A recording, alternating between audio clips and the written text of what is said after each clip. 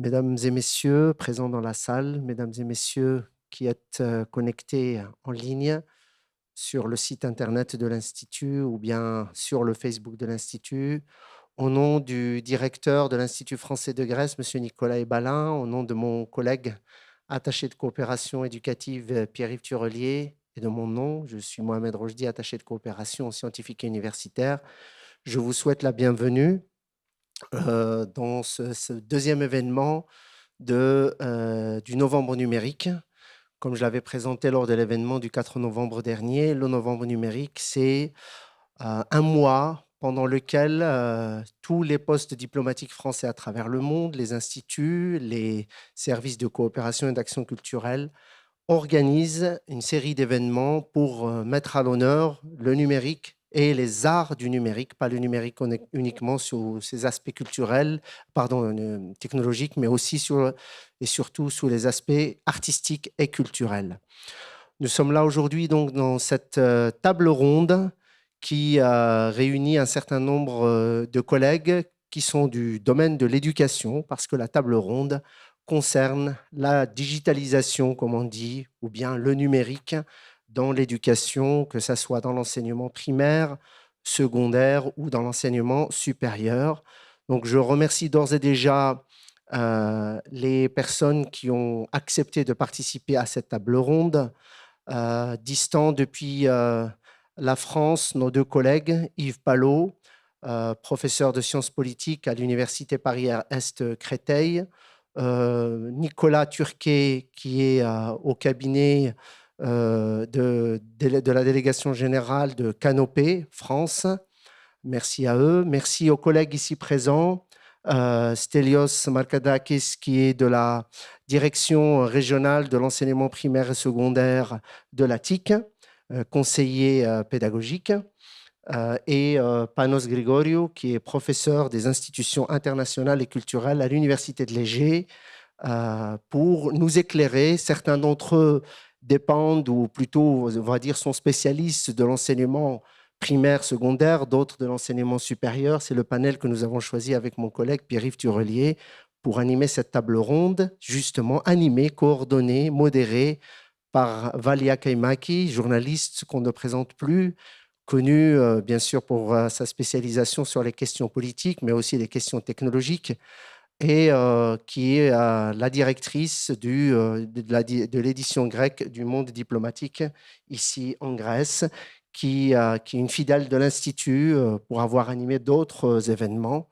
Donc, le numérique dans l'éducation, bien évidemment, évolution depuis de nombreuses années.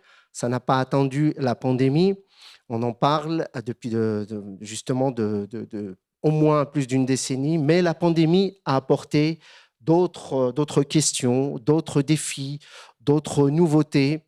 Et bien sûr, avec des succès, avec des échecs, avec des défis, avec des risques que nous essaierons d'aborder, plutôt ceux qui participent à cette table ronde essaieront d'aborder pour éclairer le public qui peut aussi participer de manière distante pour poser ses questions à travers le Facebook de l'Institut français de Grèce ou pour ceux qui suivent bien évidemment sur le site internet de l'Institut. Merci infiniment à tous les participants et merci à Valia pour cette modération et excellente table ronde à tout le monde. Merci.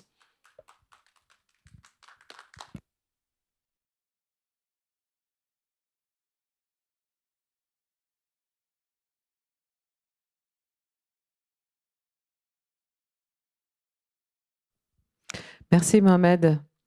Alors, bonsoir tout le monde. Je vais passer directement parce que je vois que nos invités sont là.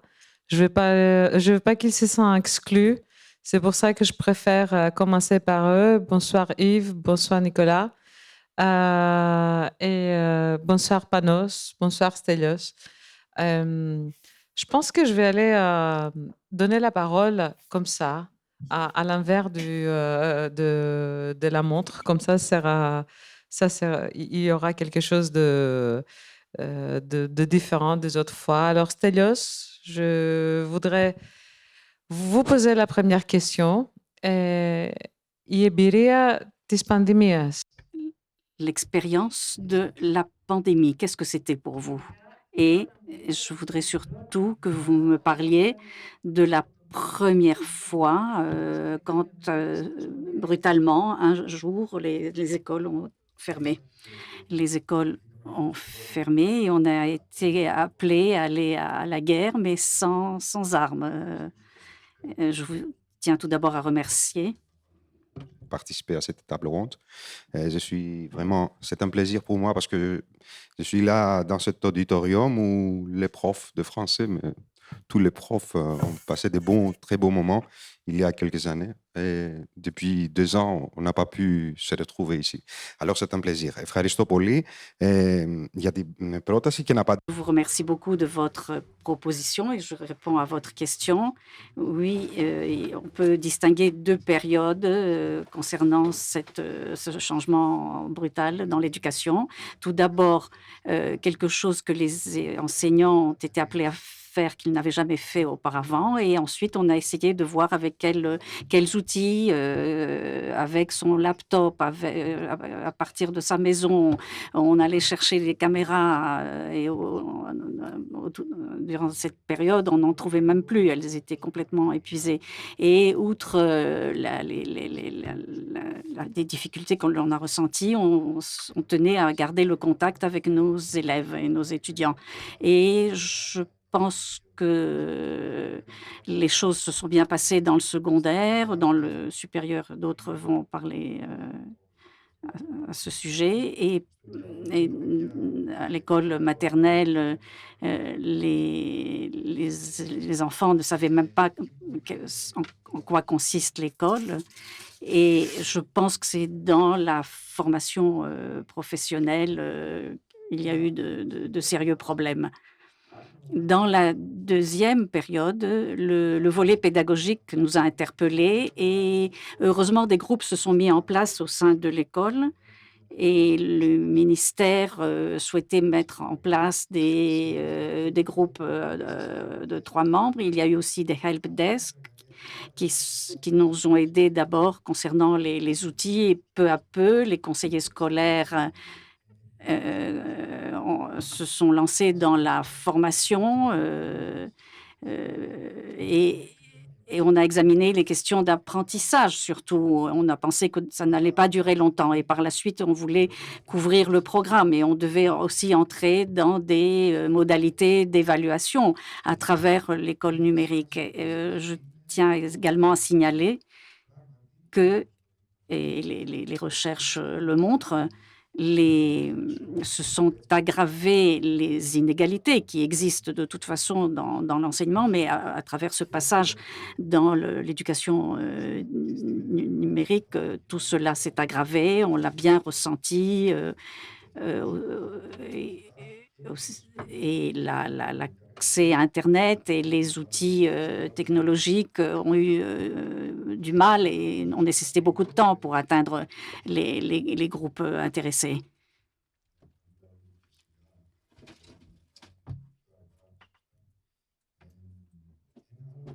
Un autre problème, il ne faut pas oublier qu'en Grèce, 72 à 75 des enseignants sont âgés de plus de 50 ans.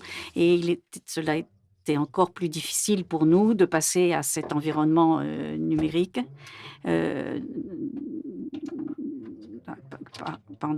Car pendant plusieurs années, l'enseignement se faisait en direct dans la salle de classe, et les outils que l'on utilisait étaient suffisants. Il y a eu donc une difficulté quant à l'adaptation des enseignants et à l'utilisation des outils, et surtout en ce qui concernait les pratiques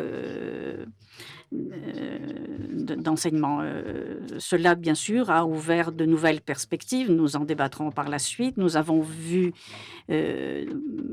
concernant l'utilisation des nouvelles technologies ou des technologies digitales, nous avons vu donc de nouvelles perspectives, Et dans cet enseignement à distance, dans cet apprentissage à distance, dans des conditions extraordinaires, l'enjeu essentiel est de voir qu'est-ce qui va se passer, qu'est-ce que l'on va garder, qu'est-ce que l'on va abandonner, combien d'enseignants vont continuer à utiliser les bonnes pratiques qui se sont développées dans le cadre de cet enseignement à distance. Stelios, merci.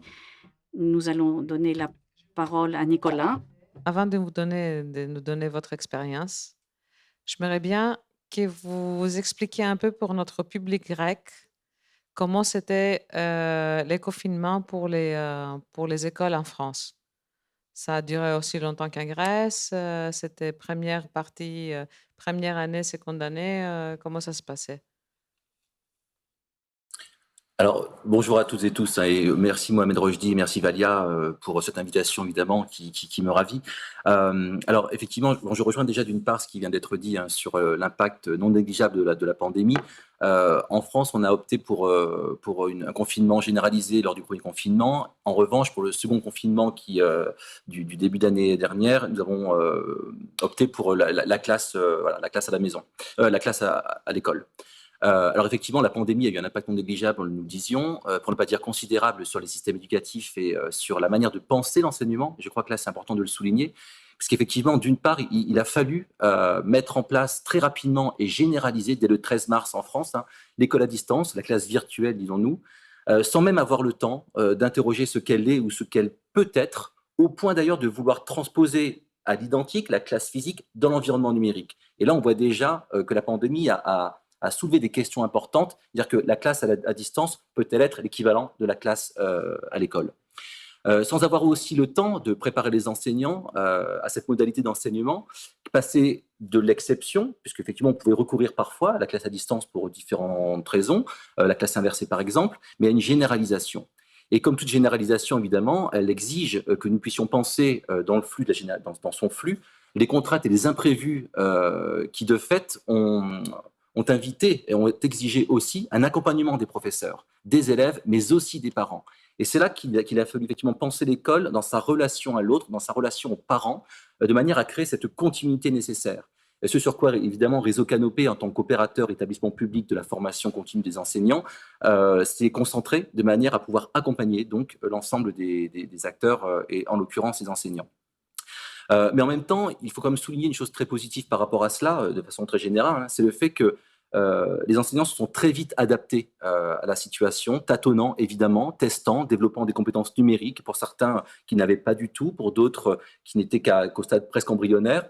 Et ce qu'il faut d'ailleurs admirer, eu égard à ce contexte extrêmement difficile dans lequel ils se sont trouvés, avec la peur, il faut bien souligner aussi, de perdre le lien avec les élèves. Parce que la pandémie invite évidemment à penser l'instant présent, mais elle invitait aussi à envisager les conséquences post-pandémie. C'est-à-dire que quel sera le niveau des élèves après le retour en classe, enfin, après le confinement et donc pendant le retour en classe. L'impact, en tout cas, c'est ce qu'on a pu noter aussi ici, mais je pense que c'est général, c'est que c'est un impact qui est de l'ordre de l'accélération en fait de la stratégie numérique et de la manière dont on pouvait envisager le numérique à l'école. Et c'est vrai que de fait, l'approche un peu empirique de numérique à l'école a exigé de nous aussi que nous puissions envisager de la formation qui permettait d'appréhender les différents enjeux liés au numérique et loin du coup d'une littérature parfois ou de discours qui était dans une approche technophile ou technophobe. Là, c'est juste, il fallait agir. Comment est-ce qu'on fait avec la conscience du moindre mal, de la solution et du moindre mal, pour pouvoir justement accompagner l'ensemble des acteurs de l'éducation. Donc voilà en quoi la pandémie, en tout cas, a pu impacter de façon très claire l'éducation aussi en France, la manière dont nous avons choisi effectivement de nous confronter à cette situation terrible et à la fois inédite. Merci Nicolas. Yves, bonsoir. Alors, je pense, Bonsoir. on aurait pensé que c'est pas exactement la même chose à la supérieure, à l'enseignement supérieur, mais dites-nous d'abord comment vous avez vécu vous. Tout d'abord, merci beaucoup pour l'organisation de cette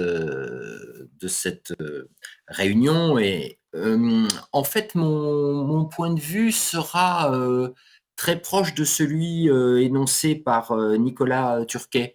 Le il n'y a pas eu de différence fondamentale entre la manière dont on l'a perçu, en tout cas dans notre université, et ce qui a été dit pour l'enseignement secondaire.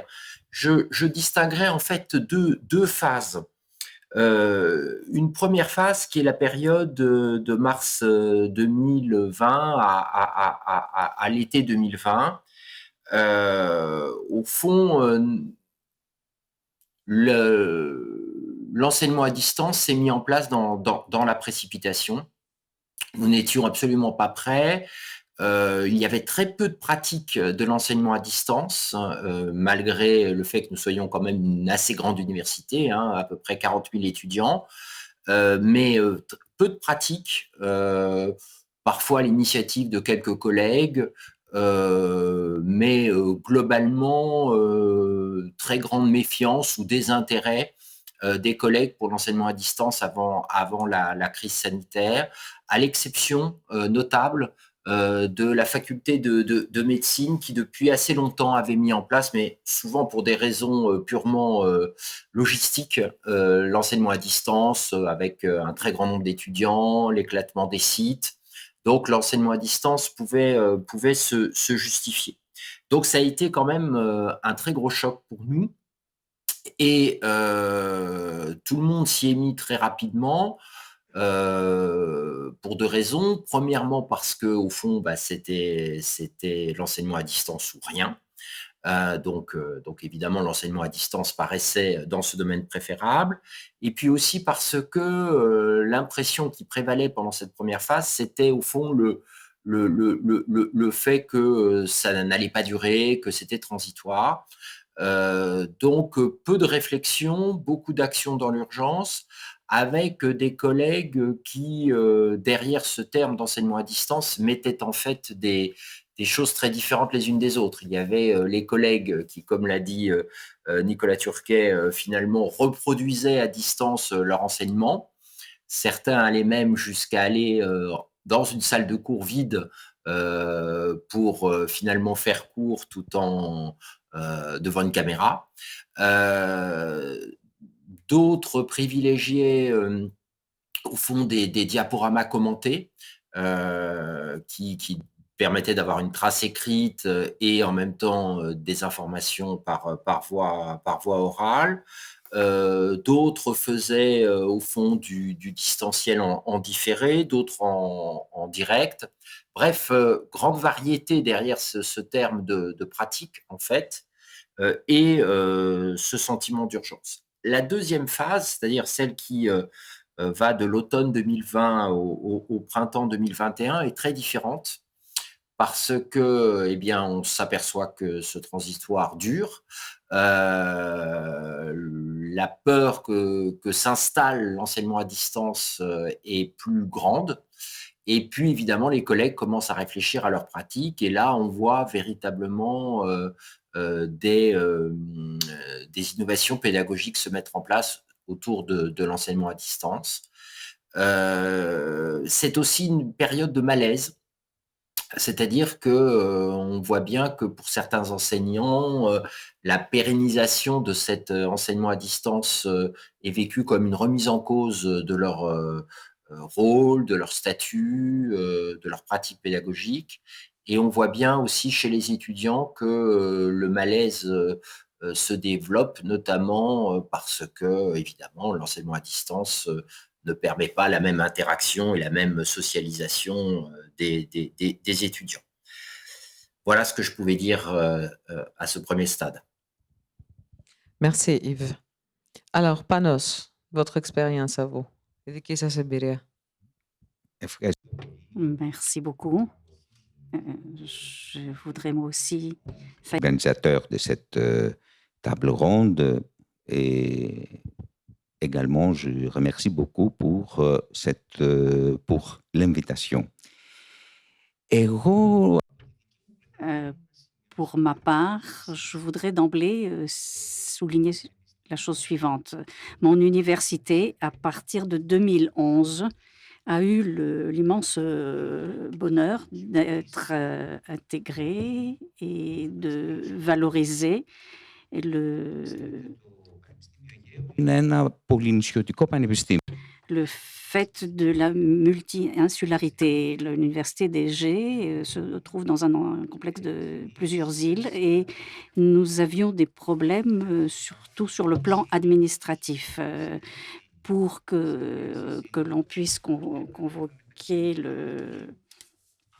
le conseil. Il fallait que des personnes, plusieurs personnes viennent d'Athènes à Mytilène, et par conséquent, il fallait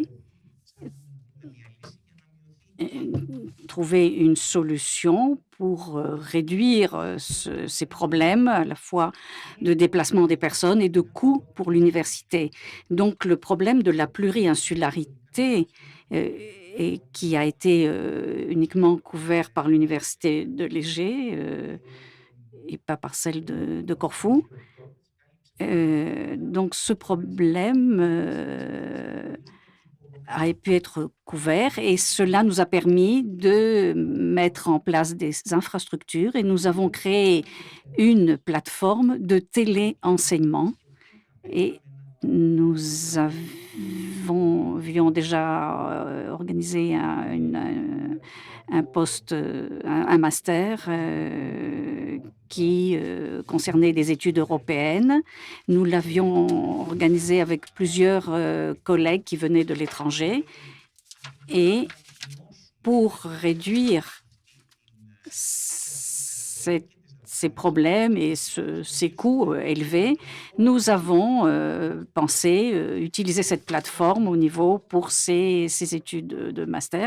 Et en ce qui concerne aussi mon master, que j'aime bien beaucoup parce que j'en suis le créateur, mais aussi concernant beaucoup d'autres programmes, et notamment à l'île de Chios. À partir de 2014-2015, donc, nous organisons quasiment 50% de nos cours à distance en ce qui concerne les enseignements de master. 50% parce que la loi interdit d'assurer la totalité des enseignements à distance. Ainsi donc, quand la pandémie du Covid éclate, je vous parlerai très sincèrement, le jour où les cours en direct sont interdits, j'invite mes étudiants sur la plateforme et nous commençons ainsi, de façon informelle, à utiliser la plateforme de téléenseignement. Dans ce contexte donc auquel les étudiants étaient déjà intégrés, nous avons pu assurer les premiers mois. Il y a eu des problèmes d'intégration à ce système par les étudiants de licence qui n'étaient pas du tout adaptés. Dans ce niveau donc des études de licence, il y a eu des problèmes, alors que la plateforme offre une possibilité de matériel éducatif qui peut être téléchargé.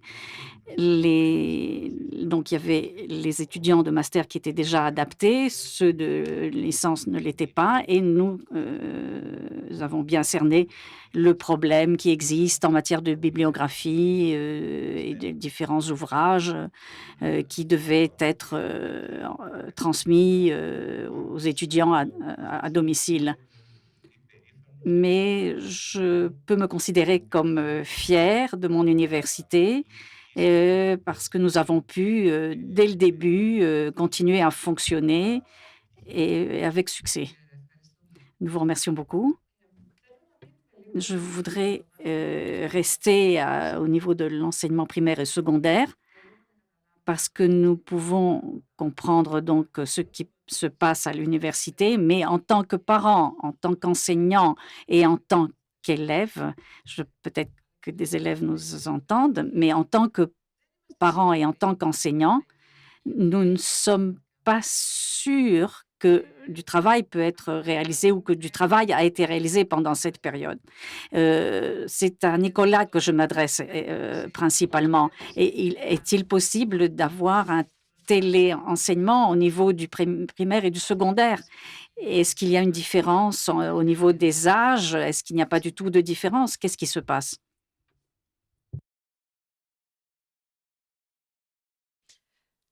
Nicolas, δεν σε ακούμε. Nicolas, on ne vous attend pas. On ne vous entend pas. Oui, pardonnez-moi. Oui, je disais, c'est une excellente question, effectivement. Alors, s'il s'agit de savoir s'il faut ou on peut généraliser la classe à distance de façon ad aeternam, en l'occurrence, moi, ma réponse est non, pour plusieurs raisons, évidemment, parce que le faire classe, selon le paradigme, évidemment, du lien physique, suppose dans la pensée enseignante, la pensée commune d'ailleurs, c'est des parents y compris, que la relation s'inscrive dans un espace concret. Et je crois qu'effectivement, le faire classe en présentiel a une incidence qu'on pourrait qualifier de synesthésique, parce qu'effectivement, tous les sens sont en éveil, on existe en voix, on existe aussi en corps, au sein d'un collectif par ailleurs, et qui décuple justement la force de passation des savoirs et le développement des compétences. Et c'est pour ça que je pense qu'il faut distinguer bien deux notions et qui invitent à ne pas généraliser, au fond, je crois, la classe à distance. Ce sont les notions peut-être de proximité et de promiscuité. C'est-à-dire que la proximité, dans le monde numérique, au fond, elle ne disparaît pas. La proximité, c'est être plus près, mais on voit bien que ce terme a désormais une connotation aussi abstraite, puisque par le numérique, on peut créer cette proximité. En revanche, la promiscuité disparaît. La promiscuité, c'est celle qui fait que l'élève, il peut s'asseoir près de qui il souhaite. C'est la promiscuité aussi qui permet à l'élève d'être dans un collectif, de se mélanger, et c'est ça l'étymologie du terme en l'occurrence, et donc de se faire citoyen au sein d'un collectif, au sein de la classe, là où la classe virtuelle ne propose que des images qui sont les unes à côté des autres. Et je crois que ça, déjà, c'est un argument qui ne va pas en faveur d'une généralisation de la classe à distance. En revanche, la classe à distance est nécessaire, d'une part pour les élèves empêchés, par exemple, c'est extrêmement important, les élèves qui sont hospitalisés, etc., mais aussi pour les élèves qui sont en phobie scolaire et qui ont besoin effectivement de maintenir un lien avec, et d'être éduqués, tout simplement, et formés. Et d'autre part, pour les situations comme celles que l'on a vécues, où effectivement la continuité pédagogique n'est permise que parce que l'instrument de la classe à distance existe. Donc voilà, c'est un point de vue, la classe à distance comme palliatif, plus que comme outil ou élément à générer. Et dernière chose là-dessus peut-être aussi, c'est qu'un enseignant qui passe un concours d'enseignant en France en tout cas, c'est quelqu'un qui a le souci de cette promiscuité et proximité avec l'élève. Donc voilà, je pense que s'il est un mot qui doit pouvoir redéfinir tout ça, c'est la question de l'humanité, de l'humain. C'est-à-dire que comment réinscrire l'humain dans un univers numérique? Comment est-ce que l'on fait pour maintenir cette humanité dans un environnement numérique, dans la classe à distance? Voilà ce que je répondrai à votre question. Στέλιο, εσείς? Ναι, συνεχίζοντας λίγο. Oui, en poursuivant un petit peu les propos de Nicolas et en étant d'accord avec lui, je veux dire que la distance, pour moi, c'est quelque chose de relatif. Nous sommes entrés dans des classes et nous avons vécu des cours où il y a une grande distance alors qu'il se passe en présentiel. Donc la distance, quelque chose de relatif, que cela se passe en présentiel ou en distanciel. Mais le contraire de à distance, de distanciel, ce n'est pas le présentiel, mais c'est la proximité et effectivement la communauté, le groupe, et la dynamique du groupe se réalise plus facilement au sein de l'école. Toutefois, il y a certaines pratiques de l'école numérique que nous avons testées durant cette période. Et alors que dans la classe réelle, il y a la dynamique du groupe, il est beaucoup plus difficile de travailler en groupe et de diviser les élèves en groupe. Alors qu'à travers un outil numérique et ce que l'on appelle le breakout session, et on sépare les élèves en groupe et les faire travailler en groupe autour d'un projet commun et de revenir après en plénière pour discuter des résultats des travaux de chaque groupe. Il faut donc sans doute trouver clé et voir en quoi les technologies numériques aident dans la dynamique du groupe. Et bien sûr, plus l'élève est jeune, moins il a d'autonomie. Un étudiant, une étudiante est plus autonome. Et il sait mieux ce qu'il souhaite, et il sait mieux travailler tout seul au sein du groupe. Et ici, donc, émerge aussi un nouveau rôle des parents. Et l'implication des enfants dans le processus d'apprentissage a été très intense. Et la collaboration avec les parents a été nécessaire dans le cadre de l'enseignement à distance. Et il faut voir aussi notre propre rôle en tant qu'enseignant. Il ne faut pas voir juste l'enseignant qui transmet la connaissance, mais la personne qui est un médiateur auprès de l'élève. Ce sont des nouveaux rôles sur lesquels il faut réfléchir et qu'il faut adopter dans le cadre du processus d'apprentissage. Celui qui détient la connaissance n'est pas seulement l'enseignant. Les élèves désormais trouvent tout cela sur Internet, comme disait Michel Serres, le philosophe français décédé il y a 2 ans. L'enfant garde sa tête entre ses mains, c'est-à-dire tout le savoir se trouve dans le téléphone portable et donc tout le reste, c'est de développer une pensée critique, c'est tout ce qu'on appelle les soft skills et c'est là qu'il faut mettre l'accent et pas tellement dans la transmission de la connaissance. Toutes ces réflexions existaient déjà, mais elles ont été mises en évidence suite au passage à l'enseignement numérique. Et de l'apprentissage des outils numériques dans son cursus, dans sa problématique avant, ou c'est la pandémie qui vous a obligé d'aider les enseignants?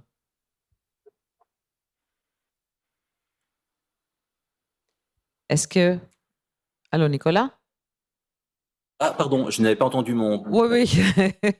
Nicolas, je voudrais savoir si le Canopé avait déjà dans son orientation l'apprentissage, la formation des enseignants aux technologies numériques et sinon, s'il y en a maintenant. Alors, effectivement, Réseau Canopé travaillait beaucoup sur le numérique à l'école, très clairement. Les formations que nous proposions d'ordinaire étaient des formations qui permettaient de réfléchir à l'articulation entre le présentiel et le distanciel.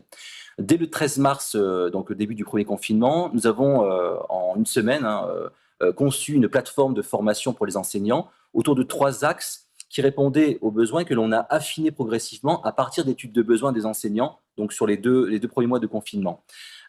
Et donc, ces 3 axes, en l'occurrence, répondaient à ces besoins que j'évoquais à l'instant et s'articulaient donc autour de, première chose, les métiers de l'humain. C'est-à-dire que dans un environnement numérique, encore une fois, les enseignants avaient besoin de retrouver la manière dont on pouvait se réconcilier avec l'humain. Le recueil de la parole de l'élève en situation difficile, donc de confinement. C'était aussi le bien-être des enseignants, des élèves. Donc, toutes ces questions qui sont importantes. Deuxième axe que nous avons travaillé, c'est donc l'articulation présentielle-distancielle avec une acculturation aux outils, mais pas seulement. Parce qu'encore une fois, là où le bas blesse d'ailleurs en France, c'est que très longtemps, on a considéré le numérique uniquement comme l'outil. Et le problème, c'est qu'un outil en soi n'est rien.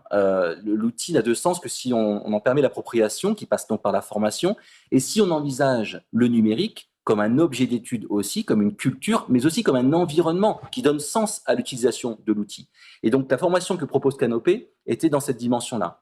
Et le troisième axe sur lequel nous travaillons, mais qui est aussi très lié évidemment à la période de confinement pour les élèves notamment, mais aussi au numérique de manière générale, c'était la différenciation pédagogique et l'accueil de l'hétérogénéité. Parce qu'effectivement, les outils du numérique permettent aussi de différencier les apprentissages avec de nouvelles solutions et il faut pouvoir justement les mettre en œuvre et permettre l'appropriation. Et donc là, je voudrais rejoindre ce qui était dit précédemment justement sur le fait que l'enseignant n'était plus détenteur de la connaissance, en tout cas n'est plus le seul détenteur de la connaissance.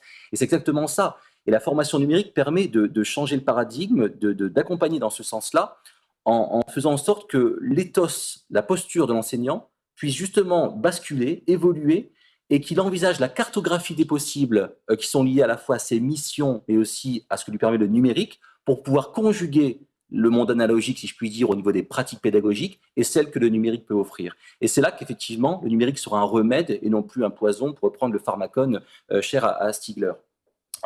Donc voilà, pour répondre à votre question, en tout cas, je l'espère. Merci. Stelios, Stelios, sans réseau Canopé, comment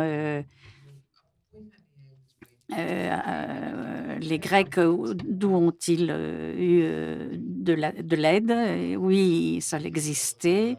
Bien sûr, nous avions laissé ça un petit peu de côté parce que nous n'en avions pas besoin. Et à présent, on s'est tous tournés vers ces plateformes et les réseaux n'ont pas tenu. C'était une question tout à fait technologique. Après la première période, les vitesses se sont améliorées. Il était très important de pouvoir se connecter, ce qui n'était pas possible pendant les premières semaines. Par la suite, les vitesses se sont améliorées, les moyens technologiques se sont améliorés et nous avions au niveau national 2 plateformes. Et les enseignants et les élèves avaient accès à cette plateforme à travers un code. Sinon, on se perdait en SMS, sur Messenger, etc. Sur des plateformes aussi extra-institutionnelles, il y avait des problèmes de protection des données, etc. Ces 2 plateformes connues désormais des enseignants grecs ont permis donc l'enseignement asynchrone. Et en téléenseignement, il y a eu un accord entre le ministère grec et une société technologique et nous pouvions utiliser une plateforme de téléenseignement synchrone et c'était l'unique moyen dont on disposait. Et malgré même les réserves qui existaient, on ne pouvait pas faire autrement. Il fallait les outils donc existaient et peu à peu, à travers des actions de formation, il y avait déjà un programme de formation de niveau B. Plus de 30 à 40 000 enseignants ont suivi cette formation et cela a aidé le reste des enseignants en ce qui concerne surtout l'exploitation pédagogique. Et un programme central aussi, mais qui a tardé à se mettre en place, donc à fonctionner. Et je pense pas seulement en Grèce, mais sur le plan mondial. Pour que l'information arrive jusqu'à la base, il faut du temps. Et je le redis, des groupes au sein de l'école, à partir des conseillers pédagogiques, des conseillers scolaires, et on a commencé à avoir de bonnes pratiques qui nous permettait de valoriser tous ces outils, de nombreux outils qui permettaient une interaction, une collaboration, une créativité pour les élèves. Et à travers ces outils, ils pouvaient créer du matériel. Nous avons vu certains avantages, à savoir on pouvait montrer très rapidement du matériel audiovisuel sur écran, alors qu'au sein de la classe, de façon pratique, cela est plus difficile. Comment assurer une interaction entre les élèves et les outils et comment on peut assurer un apprentissage individualisé, personnalisé en fonction des besoins.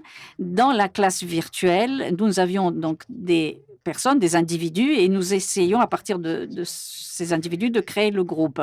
Et peu à peu, nous avons trouvé les outils, nous avons développé les pratiques et nous avons offert du matériel aux élèves à travers ces plateformes. Et il fallait trouver et assurer l'équilibre entre l'enseignement synchrone et asynchrone et qu'est-ce qui était le plus opportun pour ces 2 modalités. Et cet équilibre était, je crois, le plus important.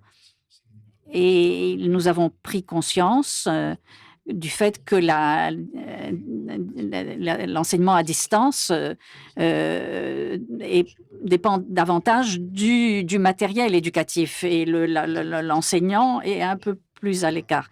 Il doit en fait permettre aux élèves d'avoir accès à la connaissance. Logique qui est plus important pour l'université aussi. Yves, vous m'entendez? Oui, je vous entends. Ce qui me frappe là aussi, c'est la grande continuité entre les préoccupations et les enjeux pour l'enseignement secondaire, entre l'enseignement secondaire et l'enseignement supérieur. Moi, je dirais que passé cette période de crise, il y a deux réactions différentes et même un peu contradictoires qui apparaissent. La première, à très court terme, a vraiment été à la rentrée, par exemple, de septembre 2021, ça a été le refus du distanciel par les enseignants, par les étudiants, par les parents, parfois aussi des étudiants, avec également la parole ministérielle, la ministre de l'Enseignement supérieur et de la Recherche qui, au fond, annonçait le retour au tout présentiel à la rentrée. Et ça a été très, très, très bien perçu. Et les exceptions à ce retour au présentiel, exceptions qui peuvent venir de problèmes de santé d'enseignants ou d'autres points, ont été très très mal vécus par les étudiants. C'est-à-dire que lorsque un cours n'avait plus lieu physiquement, les étudiants avaient tendance à faire des pétitions, à protester, etc. Mais on voit aussi qu'une autre réaction commence à se faire jour, qui est plus une réflexion et qui rejoint des choses qui ont été dites tout à l'heure sur l'enseignement secondaire. C'est l'idée qu'il faut être capable de voir en quoi l'enseignement à distance peut être une solution globale ou partielle pour certains cas précis. Évidemment, les deux grandes questions qui se posent pour nous, c'est la place que peut avoir l'enseignement à distance dans le cadre de la formation professionnelle, c'est-à-dire lorsqu'on s'adresse à des salariés qui, par principe, ont peu de temps, ne peuvent pas évidemment suivre les enseignements à l'université en présentiel en journée, où c'est très compliqué, il faut mobiliser des congés formation, etc. Et qui sont, eux, assez demandeurs d'enseignement à distance, ou en tout cas au moins partiellement à distance. L'autre aspect, mais on aura peut-être l'occasion d'y revenir à un autre moment, c'est évidemment autour de la politique internationale des établissements d'enseignement supérieur et de ce que l'on peut faire en termes d'échanges avec d'autres universités, mais ça on y reviendra peut-être ultérieurement. Pour donc la formation professionnelle, l'enseignement à distance apparaît comme une solution possible, mais évidemment, comme on dépasse très largement l'urgence avec laquelle on a fait de l'enseignement à distance ces derniers mois, là, il s'agit de repenser entièrement cet enseignement, d'offrir une pluralité de pédagogie, c'est-à-dire, comme cela a été dit tout à l'heure, de l'enseignement différé ou en direct, de la visio ou bien simplement des diaporamas commentés. Donc, au fond, c'est la pluralité de modalités pédagogiques au sein du distanciel qui est mise en avant et la nécessité d'utiliser l'ensemble des outils pour éviter, au fond, une sorte de routine dans un mode ou dans un autre mode pédagogique d'enseignement à distance. L'élément clé, c'est que tout ça nécessite énormément de temps et d'énergie de la part des enseignants. Là, je le vis de manière très concrète puisque nous mettons en place une troisième année de licence pour la formation continue à distance. Et cela demande un travail colossal qu'il ne faut pas du tout négliger de préparation. je vois à peu près une vingtaine d'heures de cours nécessitent 6 à 7 fois plus de temps de préparation. Parce que voilà, il faut faire des enregistrements, des capsules vidéo, préparer d'autres types de supports de cours. Donc tout ça nécessite du temps, nécessite aussi, je suis désolé d'être prosaïque, mais de penser à la rémunération de ce temps de préparation. Donc ça peut quand même aussi être un frein à ce développement. Parce que si l'on souhaite faire de l'enseignement à distance de qualité, cela nécessite beaucoup de moyens. Moyens humains, moyens en temps, moyens financiers, voilà, qu'il faut prendre en compte. Merci Yves. Panos, μπορούμε να ξεκινήσουμε. Panos, je pense qu'on peut reprendre là où s'est arrêté Yves, à savoir les moyens. C'est un élément très important. À supposer que l'on veuille continuer les différents types d'enseignement à distance, on a besoin de moyens. Et comme vous l'avez dit tout à l'heure, vous avez vraiment valorisé le programme de la pluriarticularité qui vous avait assuré ces moyens. Oui, effectivement, pour poursuivre suite aux réflexions d'Yves, bien sûr que les moyens et les outils, c'est quelque chose de très important et sans lesquels on ne peut rien faire. Mais nous sommes entrés dans une nouvelle réalité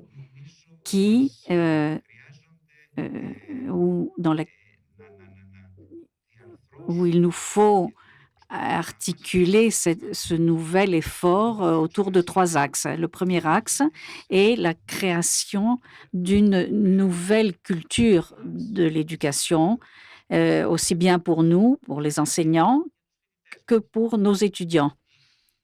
Cette culture donc du distanciel. Et je le répète, cela ne concerne pas seulement l'enseignement, le cours lui-même.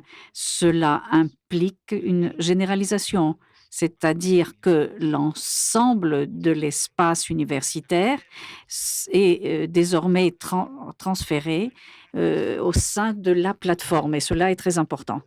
Le deuxième axe concerne la qualité des études.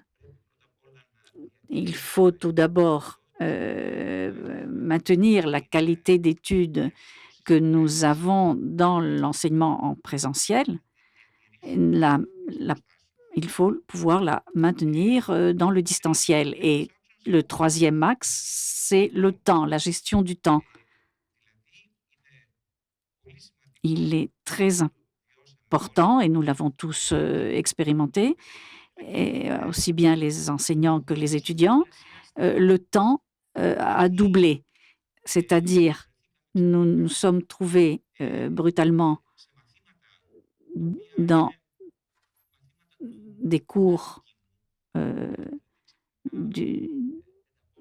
avec un grand public, 500 000 étudiants, et il fallait les insérer dans une classe électronique. Comment faire cela? C'était impossible. Comme Stelios l'a dit au début, les réseaux ne pouvaient pas assurer cela, les plateformes ne pouvaient pas assurer cela. Donc, ce qu'on a fait, c'est qu'on a fait éclater ce grand nombre d'étudiants en petits groupes. Et cela veut dire que l'on commençait le cours par une introduction générale et par la suite, à travers des formes de séminaires qui étaient assurés dans le cadre des sous-groupes qui étaient mis en place.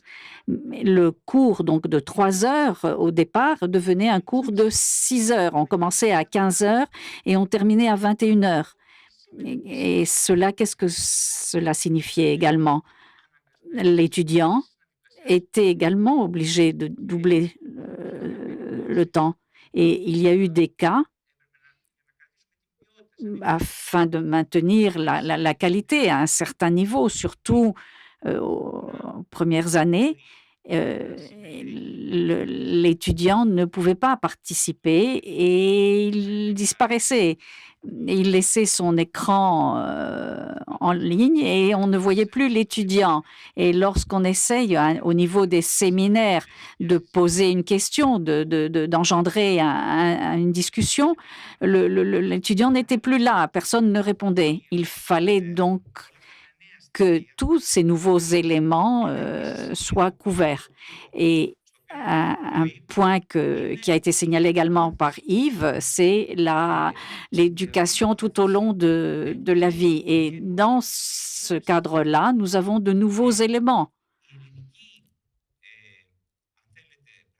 La réalité grecque, l'expérience grecque, et du moins dans l'enseignement supérieur, que l'élément de l'enseignement différé n'existe pas, cette culture n'existe pas.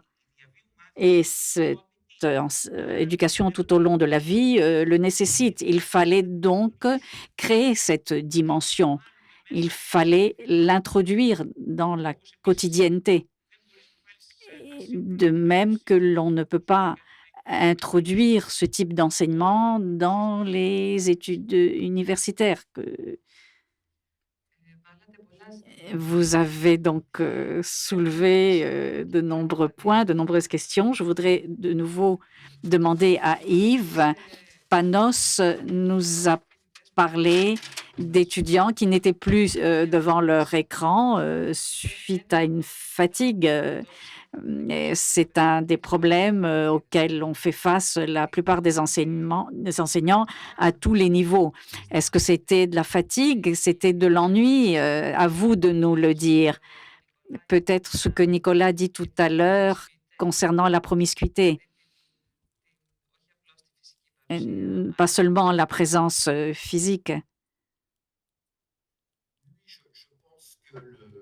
Ce phénomène qu'on a tous constaté d'étudiants effectivement présents et en fait absents dans les faits recouvre en fait des réalités très différentes. Il y a au fond l'étudiant qui maîtrise parfaitement les outils et qui sait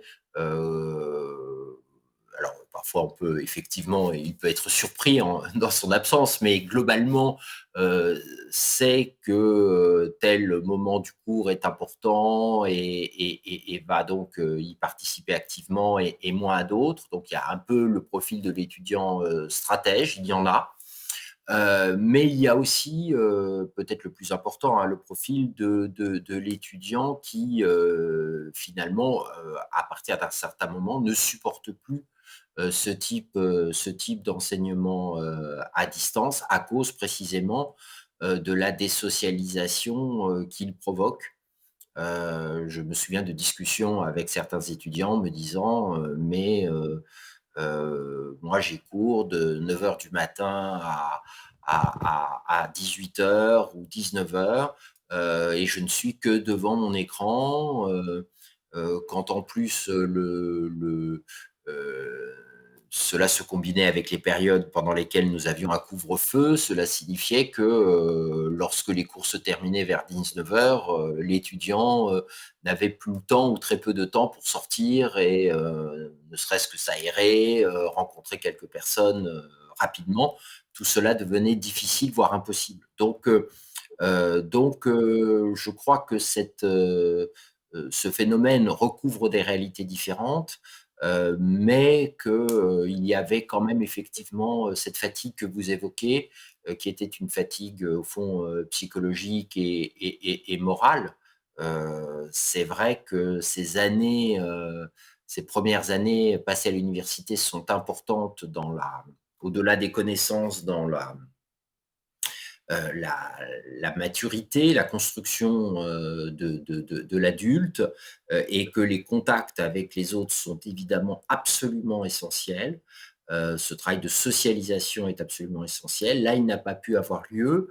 Et c'est vrai que si l'on veut penser un enseignement à distance de manière plus pérenne et de qualité, il faut prendre en compte, me semble-t-il, impérativement cette dimension. C'est pour ça que moi je serais assez partisan, et beaucoup de collègues le sont, d'avoir au fond des systèmes mixtes de distanciel et de présentiel, des périodes de regroupement où on se retrouve et des périodes où effectivement le transfert de connaissances peut se faire à distance sans dommage. Il est clair que même surtout en première et deuxième année à l'université, on a des cours magistraux, enfin ce qu'on appelle en France des cours magistraux dans des grands amphithéâtres, 500, 600, 700 étudiants. L'interaction est quasi nulle et on voit assez bien comment cet enseignement pourrait être transformé en enseignement à distance. Par contre, je pense qu'il faut le combiner, le conjuguer, l'articuler avec des cours en petits effectifs où là, l'interaction peut se faire et se fera d'autant mieux que ces cours seront avec peu d'étudiants et viendront en complément de cours à distance pour de grandes masses d'effectifs. Alors, vous pensez qu'à l'avenir, les cours à distance seront plus courants, seront quelque chose qu'on rencontrera. Oui, oui, je pense que les cours à distance se multiplieront, mais que, sauf dans des cas très précis dont je parlais tout à l'heure, de formation continue ou autre, ils seront mélangés, mixés avec des cours en présentiel. Je crois que ce sera difficile et probablement pas souhaitable d'avoir un enseignement très, très majoritairement et encore plus exclusivement à distance. Πάνω, το ίδιο πιστεύετε και για την Ελλάδα. Άλλωστε, εσείς το κάνατε σε έναν βαθμό. Panos, vous pensez que la même chose vaut pour la Grèce? Vous l'avez fait, vous, jusqu'à dans un certain point, mais est-ce que cela va s'étendre aux autres universités? Oui, je constate que cela s'applique déjà dans les autres universités avec un succès global ou plus partiel. Et du moins, les informations dont je dispose ne m'indiquent pas un échec de ces systèmes. Il y a un succès relatif dans le pire des cas. Et ce que je pense également, et je suis tout à fait d'accord, et je suis heureux de voir que nos réalités sont relativement proches, la réalité grecque et la réalité française. Et parce que je voudrais introduire une autre dimension dans notre débat. La voie vers l'européanisation est ouverte. C'est-à-dire que le prochain pas est désormais la grande opportunité, c'est la création, la mise en place de programmes d'études communs.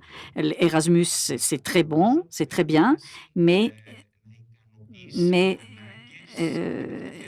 il peut satisfaire des besoins éducatifs jusqu'à un certain point. À partir de là, nous avons besoin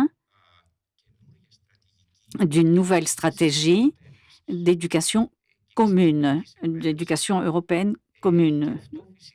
Et cela, bien sûr, reflète une autre nécessité, à savoir que la politique éducative européenne est insuffisante. Et en fait, elle n'existe pas. Ce sont des politiques nationales. Et il ne suffit pas de chercher et d'essayer de trouver les possibilités de rencontre entre les politiques nationales en utilisant des moyens et des outils simples. Il faut une essence stratégique, il faut un esprit stratégique. Et je crois que cette culture d'éducation à distance et plus généralement de l'organisation à travers les plateformes numériques, l'organisation donc de l'enseignement supérieur va contribuer à la mise en place de réseaux européens plus développés. Je ne sais pas si le moment est adéquat pour que je présente un petit peu 2 idées à ce sujet. Oui, on va y revenir. Les effets psychologiques qui sont aussi importants. Et puis, on peut passer à l'avenir pour les primaires et les secondaires. Alors, je n'ai pas entendu le début de la question. Je pense qu'il y a un Oui, décalage. un mot sur les effets psychologiques pour les élèves et pour alors, les enseignants. Et puis, on va passer à l'avenir aussi. Effectivement, alors beaucoup de choses ont été dites sur le sujet. C'est vrai qu'il a de la psychologie, encore une fois, il faut rassurer, je pense, la communauté éducative dans son ensemble sur le fait que le numérique ne remplace pas l'enseignement ordinaire, j'ai envie de dire. Il s'agit d'une conjugaison de différentes possibilités qui invitent à enrichir les pratiques pédagogiques. Ça, c'est un premier point. Et d'ailleurs, pour revenir à ce que disait à l'instant monsieur, la mobilité européenne, en l'occurrence, vous savez que e-twinning, en l'occurrence, est un outil extrêmement précieux sur le sujet. L'eurodéputée Ilana Securel, l'eurodéputée française, a remis un rapport très récemment suite à une mission qui lui a été confiée par le ministre de l'Éducation nationale français. Et en l'occurrence, elle préconise justement un jumelage numérique avec l'ensemble des établissements français en lien avec donc des établissements européens pour pouvoir justement avoir ce partage de pratiques et bénéficier de l'expertise de chacun avec des pratiques pédagogiques qui pourraient donc se nourrir les unes des autres. Donc c'est vrai que c'est une dimension qui est extrêmement importante. Et là, on voit l'atout que constitue e-twinning et le numérique de ce point de vue. Et je crois que des outils et des atouts comme ceux-ci peuvent justement rassurer les enseignants, les parents, mais aussi les élèves dans la manière d'appréhender le numérique. Concernant l'avenir, alors très récemment, le Premier ministre est intervenu au sujet d'une expérimentation qui a lieu en France actuellement, qui s'appelle Territoire numérique éducatif. Et c'est une expérimentation qui s'est d'abord déroulée dans 2 territoires, qui s'est étendue à 12 départements français, et qui vise justement un cercle vertueux dans l'approche du numérique, avec en l'occurrence un aspect équipement, et on voit bien à quel point les problématiques d'équipement ont posé problème lors du premier confinement notamment, de la ressource aussi, c'est-à-dire que le lien avec les EdTech, et ça je pense effectivement que dans l'avenir du système éducatif, il faut que l'on envisage des liens un peu différents avec la EdTech de manière à pouvoir développer des chartes de confiance et envisager des solutions numériques qui répondent réellement aux besoins des enseignants. Et donc, ça recrée aussi un élément de réassurance par rapport à cet objet-là. Et on s'y emploie chez Réseau Canopé, en l'occurrence à la demande du ministre. Et d'autre part, un volet formation, puisqu'encore une fois, il faut pouvoir, pour rassurer les enseignants et autres, les aider à se former à ces outils du numérique et pas seulement. Et enfin, un volet parentalité, pour que les parents se sentent concernés par le changement de paradigme lié au numérique. Ça, c'est extrêmement important. Ensuite, par rapport à ce que vous disiez à l'instant sur l'avenir toujours, je pense qu'il est essentiel que nous puissions capitaliser justement sur ce qui s'est passé pendant le premier confinement, notamment, en tout cas en France, et de manière générale pendant la pandémie. Pourquoi ? Parce qu'on pourrait très bien revenir à des pratiques qui étaient celles d'avant confinement. Or, on voit bien effectivement qu'il y a eu de réels progrès dans l'approche du numérique et nous avons mené différentes études auprès des enseignants pour essayer de voir la manière dont ils avaient été affectés ou impactés positivement par la période de confinement. Et il est vrai que la grande majorité des enseignants, je crois qu'on a 9 sur 10, déclarent justement avoir beaucoup progressé dans la manière d'appréhender les compétences numériques et les outils du numérique. Il y en a aussi des chiffres qui montrent qu'il y a de nouvelles relations parents, par exemple, parce qu'il y a eu ce besoin de créer du lien avec les élèves, de nouvelles approches des ressources numériques. Donc voilà, il y a quand même une évolution, il faut capitaliser là-dessus très clairement. Et c'est ce qui se fait aussi, par exemple, avec TNE que j'évoquais à l'instant, donc Territoire numérique éducatif, mais aussi avec le dispositif TEDI que j'évoquais rapidement tout à l'heure. Il s'agit de robots de téléprésence qui permettent justement aux élèves hospitalisés ou à domicile parce que justement ils ne peuvent pas accéder à l'école, d'accéder de fait à la classe en synchrone avec les camarades de classe du coup qui sont dans l'ébullition collective évidemment. Merci Nicolas. Stelios, ένα πώς βλέπω. Stelios, comment est-ce qu'on appréhende l'avenir dans l'enseignement primaire et secondaire? Est-ce qu'on va oublier les outils numériques? Certaines pratiques vont demeurer. Permettez-moi de parler de l'ennui des élèves et donc il y avait des problèmes qui préexistaient et qui sont mis en évidence. Je me souviens, il y a 5-10 ans, on parlait avec des collègues et on se demandait qu'est-ce que on peut faire à propos de ces élèves qui s'ennuient dans la classe. Et Philippe Mérieux m'avait dit que l'élève rentre dans la classe et il cherche le télécontrôle pour changer, pour passer à autre chose. Désormais, cela se faisait avec la souris de l'ordinateur. Et donc, on est rentré dans le processus d'essayer de trouver des moyens de motiver nos élèves et de constater qu'il faut une interaction avec le matériel éducatif et il faut que l'enseignement soit axé sur l'élève et à travers donc toutes ces pratiques que l'on a découvertes, c'est-à-dire la classe inversée, on n'en avait jamais entendu parler ou très peu. On a été obligé d'adopter certaines pratiques des classes inversées. Comme le dit Marcel Lebrun, il n'y a pas une seule classe inversée, mais il y en a plusieurs. Il y a de nombreuses pratiques de classe inversée. Cela, je pense, va demeurer par rapport aussi en relation avec la combinaison d'un enseignement en présentiel et en distanciel en tant qu'enrichissement du processus éducatif. Il faut bien sûr changer les programmes au niveau de l'enseignement primaire et secondaire. C'est un débat qui aurait dû avoir lieu auparavant déjà, avant cette crise. Et nous pouvons concevoir d'autres modèles dans le secondaire à travers d'autres curricula, d'autres modalités d'évaluation, pas seulement en tant juste un contrôle de ce que les élèves ont appris, mais comme un processus d'évaluation de l'apprentissage.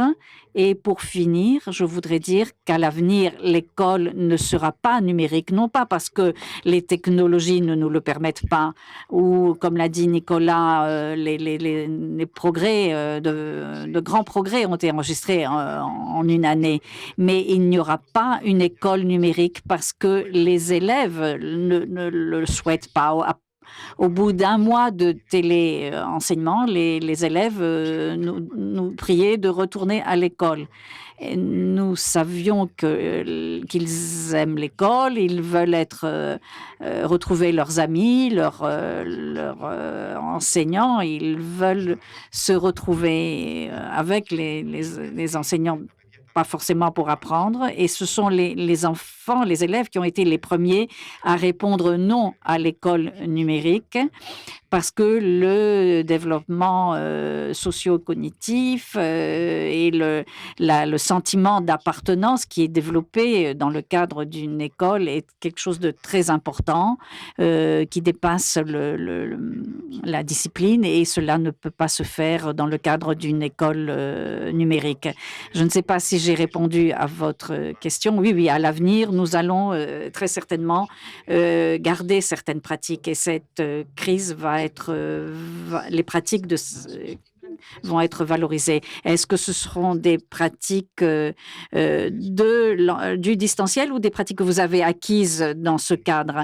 Des pratiques qui finalement nous montrent quel est notre rôle au XXIe siècle. On parle de nouvelles compétences, de nouvelles aptitudes.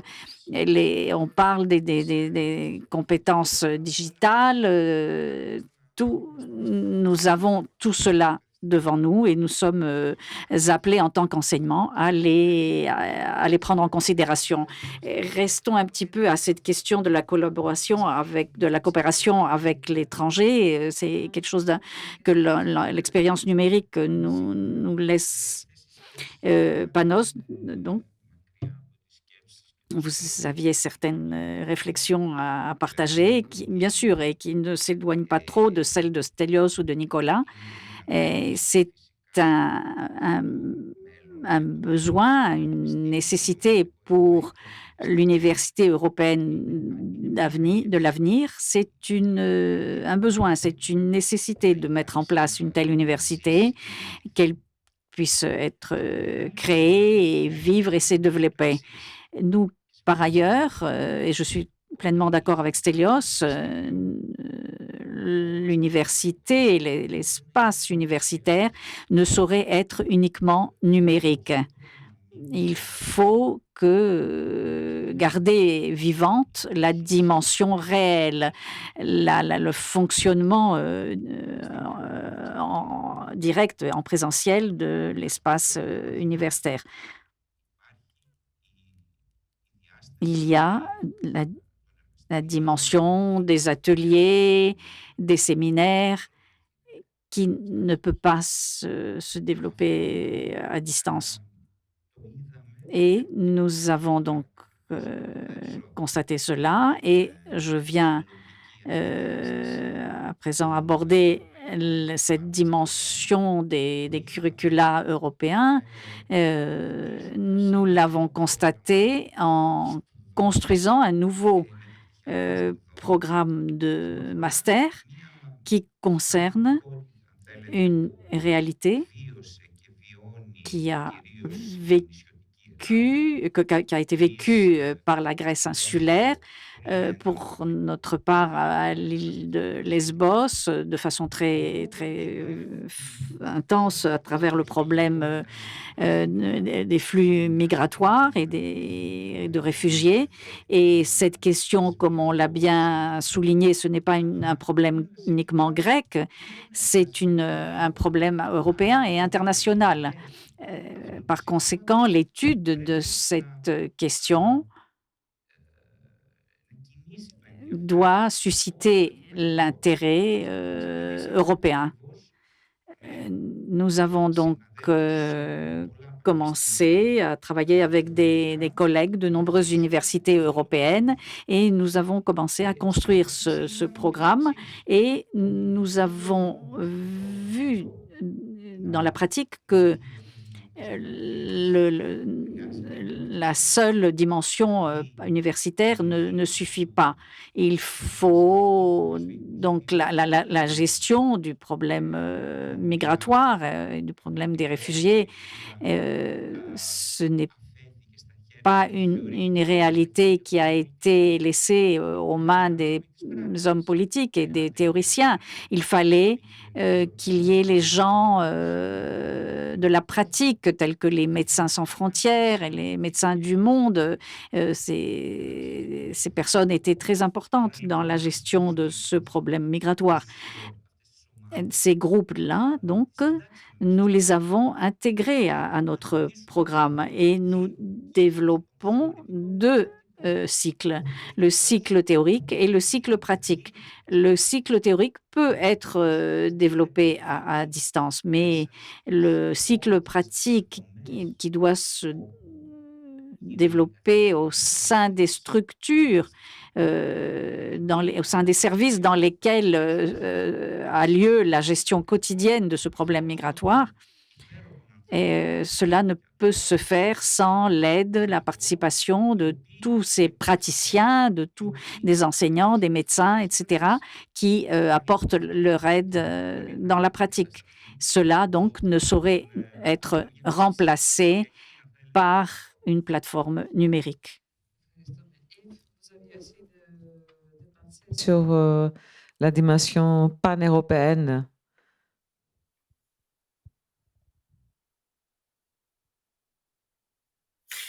Oui. Donc, écoutez, moi, je partage entièrement ce qu'a dit Panos. Une fois de plus, je suis d'accord avec lui. Je crois qu'effectivement, il y a une grande contradiction qu'il faut assumer entre le numérique et la construction, au fond, d'un espace européen en matière d'enseignement supérieur.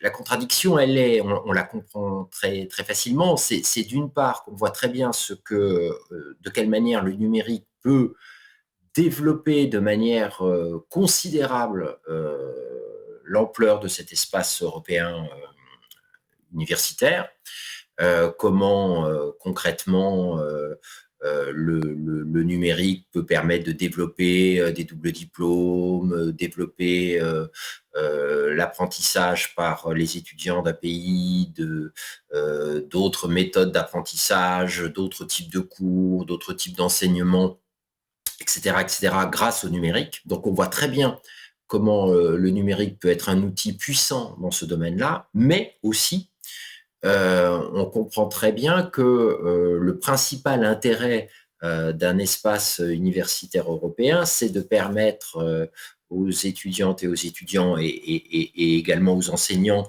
mais au fond de s'acculturer à l'Europe, de voyager, de rencontrer d'autres jeunes étudiants avec d'autres préoccupations, d'autres pratiques. Bref, c'est de rencontrer, enfin de vivre de manière physique l'altérité et que cela, évidemment, le numérique ne le permet pas ou ne le permet que de manière très partielle ou très dégradée.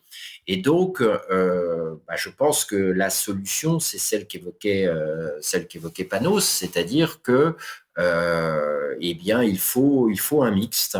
Il faut effectivement, là où ce n'est pas absolument indispensable, eh bien, permettre, là où l'enseignement physique n'est pas absolument indispensable, eh bien, permettre l'enseignement numérique parce que cela permet évidemment de multiplier les échanges parce que les coûts sont moindres pour les étudiants, pour les familles, et avoir de vraies plages, de vrais moments de regroupement physique où là, on voit la valeur ajoutée pour les étudiants de vivre ensemble, de se côtoyer, de pouvoir échanger. Et là, évidemment, l'échange physique est absolument irremplaçable, me semble-t-il. Donc, je pense que c'est une vraie construction qu'il faut faire. Ne pas être dans l'adaptation, ne pas être dans le changement incrémental, mais être dans une refondation de nos manières d'enseigner, surtout pour des programmes européens. Et je pense d'ailleurs que l'initiative, bien sûr, il peut y avoir des cadrages européens, des cadrages par nos instances ministérielles, mais je pense que l'important, c'est qu'il y ait un mouvement de la base, c'est-à-dire des universités, des collègues qui décident de travailler ensemble et de penser ensemble ce que pourrait être cet espace universitaire européen et ces nouvelles pratiques à l'international. Très bien, merci Yves. Moi, je pense qu'on peut passer à quelques questions de la salle. Vous aurez le temps un peu de dire un dernier mot. Oui, si vous voulez bien. Attendez, on va vous apporter le micro.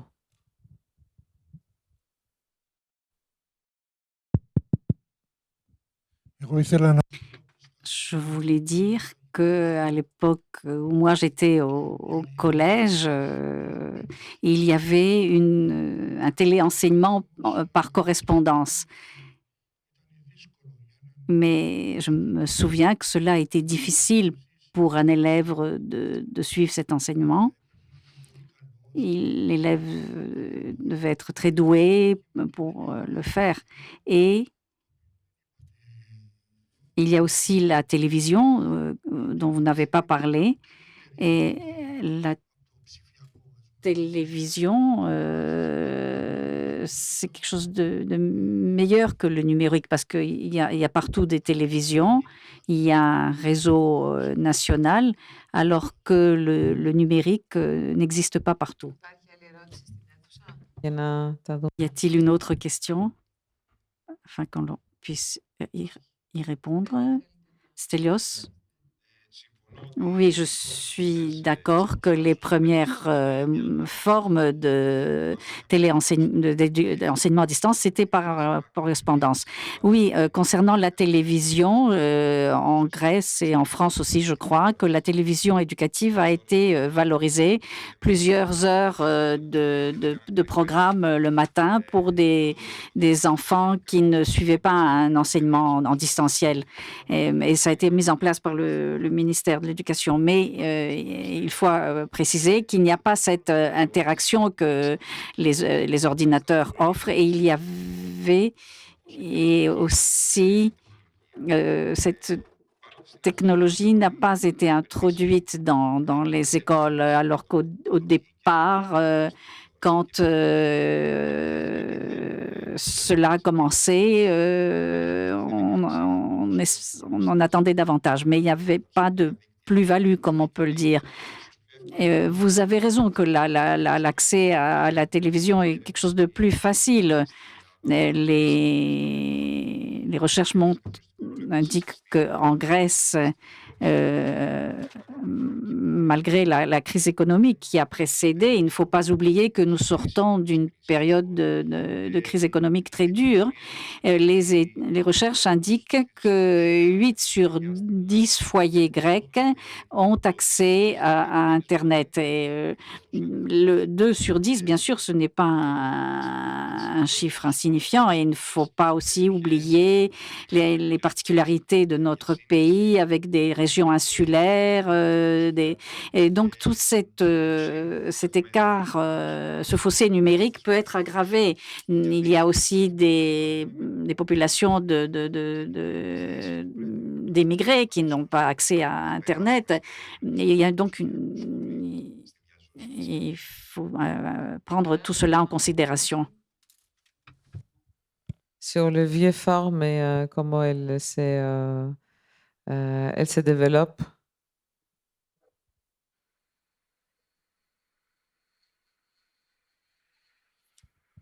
Oui, vous n'entendez pas.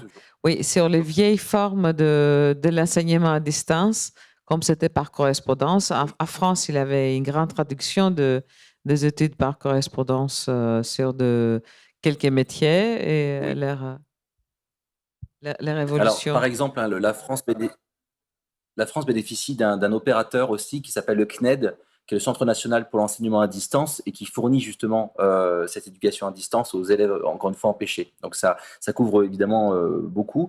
Et par ailleurs, et je trouve la question très intéressante sur la concurrence, entre guillemets, entre télévision et puis le numérique, si je puis dire, si ce n'est que la télévision maintenant. Mais par exemple, en France, France 4, la chaîne France 4, a développé dès le 23 mars une série de cours du CP à la terminale pour justement aider les élèves à conserver leurs acquis et à réviser.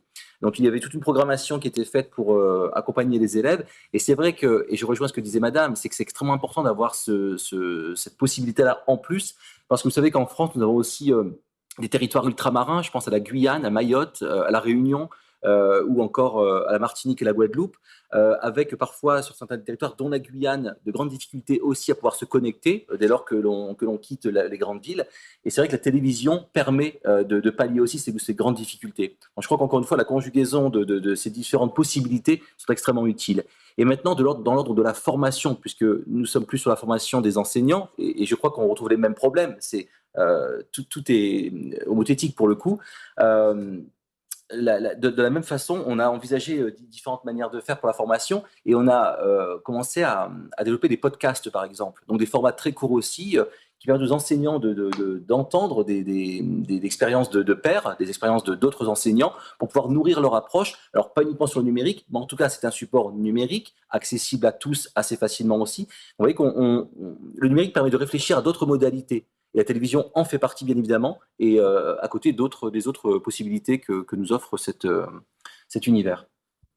Merci. Est-ce qu'il y a d'autres questions, peut-être? Alors, personnellement, j'en aurais une, s'il y avait moyen, en ma qualité d'universitaire. Il y a eu beaucoup de parallèles qui est construit, en tout cas développé au cours de cette table ronde entre l'enseignement primaire, secondaire et le supérieur de l'autre. Mais à la question de la formation, je pense qu'il fait peut-être une différence. Il va de soi, il a été exposé, que ce soit par Stelios ou que ce soit par Nicolas, des dispositifs, des programmes de formation des enseignants, notamment au numérique, qui ont été développés. Et dans le supérieur, est-ce que Panos, est-ce que Yves, de votre côté, vos universités ont mis respectivement, que ce soit en France ou en Grèce, des dispositifs d'accompagnement des enseignants-chercheurs au numérique? Parce qu'on sait quand même qu'il y a, en général, en dehors du numérique, il n'y a pas tellement de formation des enseignants-chercheurs. On se considère on va dire suffisamment compétent pour aborder les questions relevantes de nos spécialités, mais dans le numérique, est-ce qu'il y a eu des dispositifs d'accompagnement de la part des établissements d'enseignement supérieur? Yves, vous avez attendu la question? Oui, absolument. Je l'ai entendu. Je souriais même un peu, effectivement, parce que l'accompagnement des enseignants à l'université, en France en tout cas, est assez rare. Et mon université ne faisait pas exception. Sur le plan numérique, oui. Il y a eu un accompagnement dans l'urgence, mais surtout, et c'est le plus intéressant, on a le développement de deux services, au fond, d'un service autour des innovations pédagogiques et qui aujourd'hui se concentre beaucoup sur les innovations liées au numérique et qui permet aux enseignants de suivre des formations, de se retrouver dans des réunions où on peut échanger les bonnes pratiques, mais également les questionnements. Donc là, on a tout un service qui s'est mis en place. On a eu également, sur le plan plus technique, une montée en gamme au niveau de la plateforme de l'environnement numérique de travail, qui a monté en capacité de connexion notamment, et puis en sophistication de l'offre numérique. Ça, c'est un premier point. Et puis un second point qui est, j'en parlais un peu tout à l'heure, autour de la formation professionnelle, qui est des conventions passées entre l'université et des organismes spécialisés dans la numérisation des formations, pour aider les enseignants à concevoir des formations qui ne soient pas un simple plaquage en numérique de ce qu'on faisait en présentiel, mais qui accompagnent de véritables réflexions pédagogiques. Donc oui, on voit bien qu'il y a un mouvement qui n'intéressera pas tous les enseignants, mais bon, c'est un peu toujours pareil, mais qui sera susceptible d'aider les 10 ou les 15% d'enseignants qui veulent, au fond, se confronter à ce nouveau défi et à ces nouvelles pédagogies. Merci. Panos?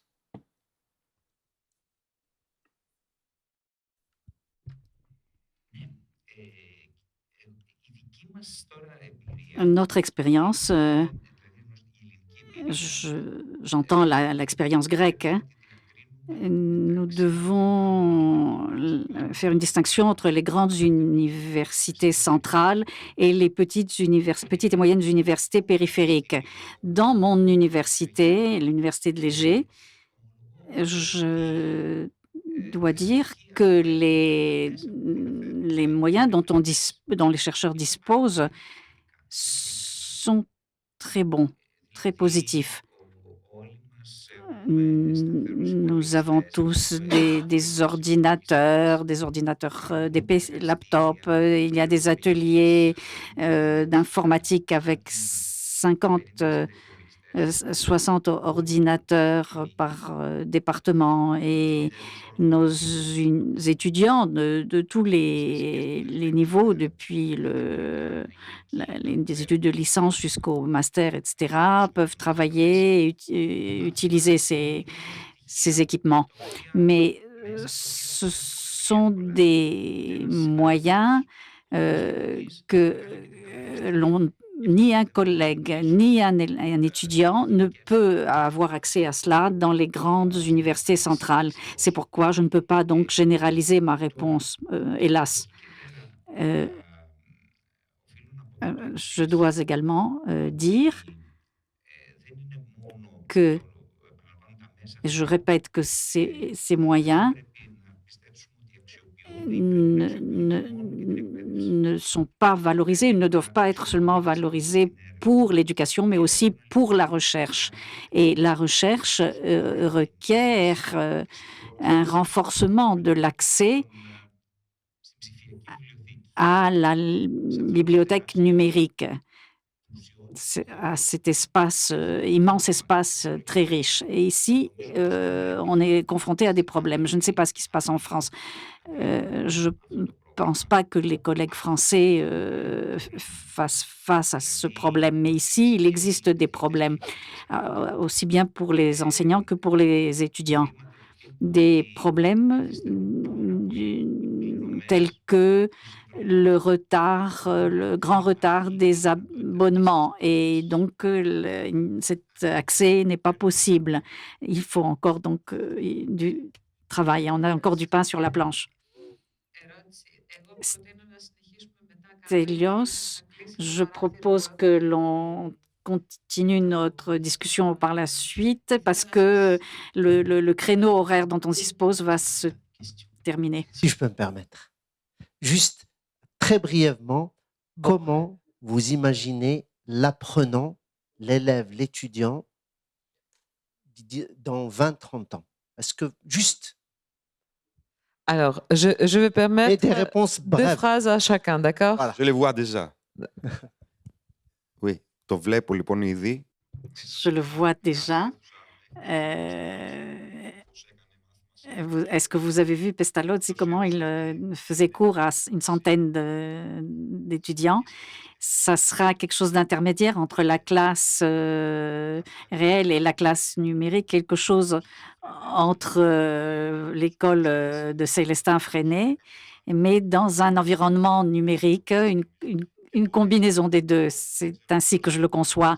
Et je ne sais pas quel est Dieu de l'enseignement a décidé que 25 élèves fassent au même moment les mêmes choses sur l'ensemble de la Grèce ou de la France. Panos? L'université de l'avenir, moi, je la conçois comme une université européenne où on entrera dans l'université Alpha et on terminera ses études dans l'université Epsilon en ayant une culture universitaire commune et des diplômes communs.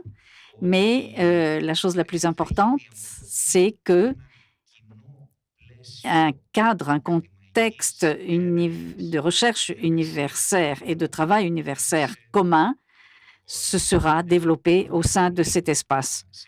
Et c'est très important concernant l'avenir de cette société, de cette communauté européenne que nous avons créée. Et nous ne pouvons pas lui donner vraiment le sentiment d'être une société européenne. L'éducation et l'enseignement et tous les niveaux de l'enseignement sont, je crois, les meilleurs outils, les meilleures possibilités pour contribuer dans ce sens. Yves, c'est à vous. L'université dans 30 ans. Merci. Oui, l'université et l'étudiant dans 30 ans, c'est un peu la même chose. Moi, je le vois comme effectivement un étudiant qui pourra jongler entre plusieurs modalités pédagogiques et dans la même journée aura des cours à distance, numérique, des cours en présentiel qui seront très différents, notamment autour de la classe inversée. Qui jonglera aussi entre, mais ça on le voit déjà, entre universités, c'est-à-dire qui se bâtira un véritable parcours. J'espère bien qu'il sera effectivement à l'échelle européenne, entre deux universités en licence, entre deux universités également en master, pourquoi pas plus. Bon, il faut aussi que tout ça ait du sens, hein. C'est pas se déplacer pour se déplacer, mais on voit très bien cela se mettre en place. Mais je voudrais juste dire une chose, c'est que tout ça ne peut se faire qu'à une condition, c'est qu'il y ait une très grande maturité des étudiants, parce que cette diversité de modalités pédagogiques, ces parcours offerts à l'échelle européenne, nécessite quand même une très grande maturité de la part des étudiants. Et je voudrais juste conclure autour d'une réflexion. Je ne sais pas si en Grèce, on a eu la même petite musique qu'en France à un moment donné, sur le fait qu'avec la crise sanitaire, les diplômes étaient bradés. Et je m'insurgeais, et je m'insurge encore contre cette idée, parce que je pense que les étudiants ont dû faire preuve de capacité d'adaptation et d'un grand courage pour ne pas abandonner leurs études, pour valider leur diplôme. Et du coup, cela me rend assez confiant quant à cette maturité que j'évoquais comme condition de cette nouvelle université d'ici quelques décennies. Merci Yves. Nicolas, dernier mot. Oui, c'est une très grande question et importante par ailleurs. Moi, j'ose espérer en tout cas que ce sera une école qui permettra davantage de différenciation et de personnalisation des parcours et des enseignements. Yves vient de l'évoquer plus ou moins, il l'a évoqué d'ailleurs en parlant presque à la carte au fond. C'est-à-dire que avoir un enseignement dans lequel on puisse aussi explorer les données de façon évidemment éthique pour que l'élève puisse trouver des parcours qui le concernent très directement. Après, j'espère que l'aspect un peu utopique de la projection ne se transforme pas en dystopie non plus, dans le sens où on voit déjà des classes connectées, par exemple, hein, dans certains pays, en Chine ou autres, où c'est extrêmement accru, où on distingue difficilement le contrôle des élèves et l'aide aux élèves. Donc je crois qu'il faut aussi être très vigilant sur la manière dont on s'emparera de l'intelligence artificielle pour les étudiants et les élèves, dont on s'emparera des données pour les enseignants et les élèves. Et je crois que il faut vraiment qu'on puisse s'assurer que toute cette dimension numérique et des données et autres sera éthique et au service à la fois des enseignants et des élèves. Merci. Να σας ευχαριστήσω όλους όσους ήσασταν. Je voudrais vous remercier, tous ceux qui étiez ici présents ce soir, tous ceux qui nous avez suivis à distance à partir de votre domicile ou de votre lieu de travail. Je veux remercier Yves, Nicolas, Stelios et Panos et Mohamed qui a eu cette initiative. Je voudrais remercier nos deux très bonnes interprètes qui vous remercient également. Et rendez-vous, un prochain rendez-vous de novembre numérique. Moi, ça m'intéresse beaucoup et je me déclare tout à fait disponible. Bonne soirée à tous. Au revoir.